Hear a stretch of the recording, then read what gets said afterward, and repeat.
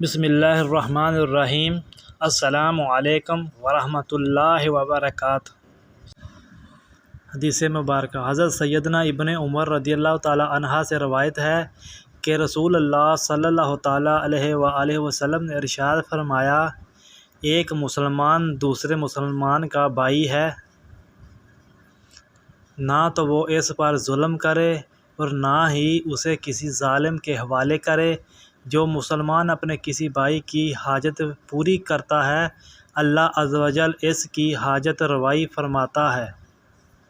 جو کسی مسلمان بھائی کی ایک دنیوی تکلیف کو دور کرے گا، اللہ عز و جل قیامت کی تکالیف میں سے اس کی ایک تکلیف کو دور فرمائے گا۔